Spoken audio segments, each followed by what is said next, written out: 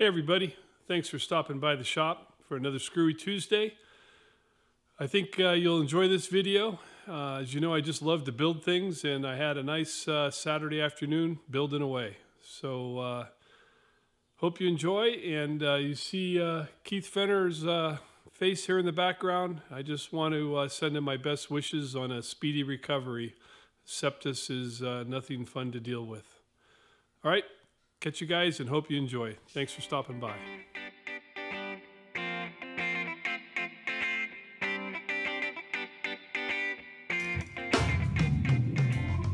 Hey everybody, thanks for stopping by my shop. So we got a little welding table project here. A little improvement, and kind of excited about it to share with you. I think it's pretty cool. It's not something I came up with. But we'll get to that. So here's an end view of my welding table. It's 4x4, almost inch and a half, inch and four thick table. Yeah, I just did the video the other day, mounting the vise on it, permanently mounting it. But I've always wanted a drawer, you know, just for access for quick grabbing a tape measure or what have you. Well, you can see the frame here, and this frame basically is under the table. So I have about 6 inches of overhang back from the edge of the table.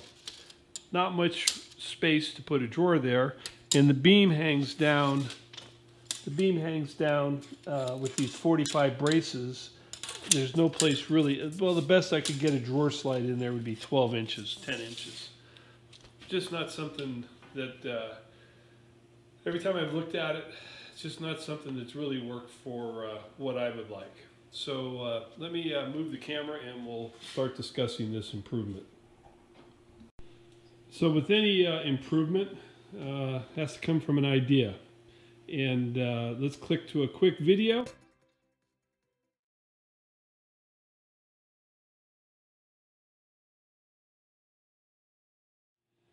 As you saw, there was a drawer on a hinge that I saw on YouTube. I forget the channel name.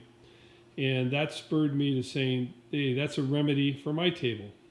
So started off with a little sketch of what the pan would look like. And then went ahead and drew out a pan that I could bend. Now, I've got my spot welder, which is new, and I've been just pining to do a spot welder job. So I decided to make my drawer out of sheet metal, where you saw in that quick video he did it out of actual tubing, square or rectangular tubing. So I drew this up and I said, okay, hey, that looks like it works, but before I go any further, let's build a prototype. So we're going to go through a couple of photos here. I basically did a real quick glue up of it broke apart as I took it apart, but hot glued. And let's go to a couple photos and show you that. Quick mock-up of a swing out drawer for under the welding table.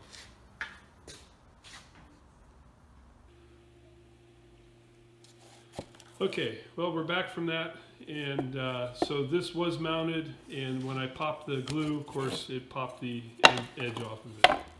So from there, it was okay, ready to build something out of sheet metal. I have a finger brake, a Diacro finger brake. I've got a I've got a brake shape and roll right there, and that is always handy to use. And so I said, let's make it out of metal. Well, I have a lot of stainless panels that I got from Stan Zinkowski, and he was doing a job up in the Bay Area, and he had some leftover product. Well, this is 18 gauge 46 thousandths, pretty stout stuff. That's what I was going to build it out of. I can't use my brake shape and shear for that. It won't cut it, and it's really tough on the Diacro bender. It's just beyond. really with the machines. I have bent on the diacro with it, but so I said, I've got a lot of this metal left over from a hood that I had here in the shop that a friend had built for his kitchen. I had it over a welding table at the time, and I was going to make an exhaust hood out of it, never did. Finally took it down, and of course I scavenged all the metal. Well, this is 35 thousandths 20 gauge. I can shear it and I can bend it. So I said, let's go ahead and do a mock-up, see how it all works, and I can spot weld it. Hey, so I get to use my spot welder too. So quite excited about that. Before we move on, I just want to say something. If you notice the writing here, I picked this up the other day at the welding store. It's a Markinol. It's called the Silver Streak, and it's basically like a soapstone. The cap comes off. It'll actually sharpen the edge of the soapstone, I guess is what it actually is. But man, I'm really liking this guy. This is far better than your usual piece of soapstone. So anyway, check that out. They're not that expensive. So from here, I have a drawing, and I went ahead and built the unit. And here's a couple of photos.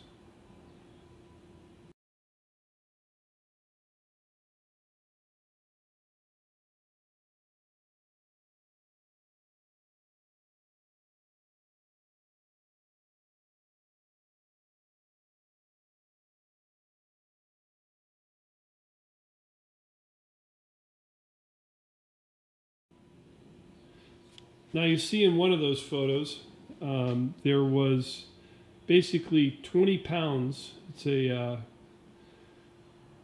machinist block, weighs 20 pounds, and I put it on the end of the drawer to see if the drawer could take that much weight. And it can hold it, and of course it kind of tweaked the drawer. It's a lot of weight at the end of 20 inches. The drawer is 6 inches by 20 inches. But I'm not going to put 20 pounds in that drawer. So I ended up putting items together that I was going to put in the drawer, and here's a picture of it on the scale.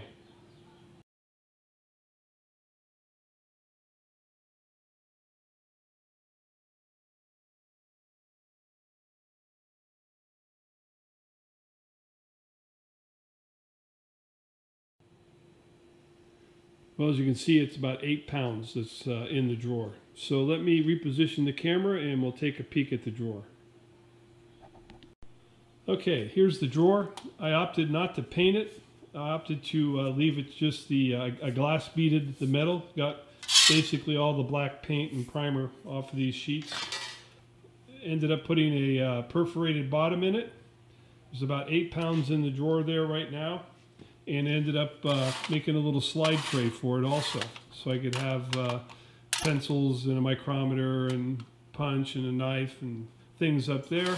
And then the tools that I typically might be using on the welding table in the bottom tray. It will go all the way around. Move you here. It'll go all the way around to 90 degrees the other direction.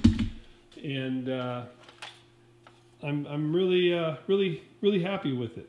It was a fun project to build.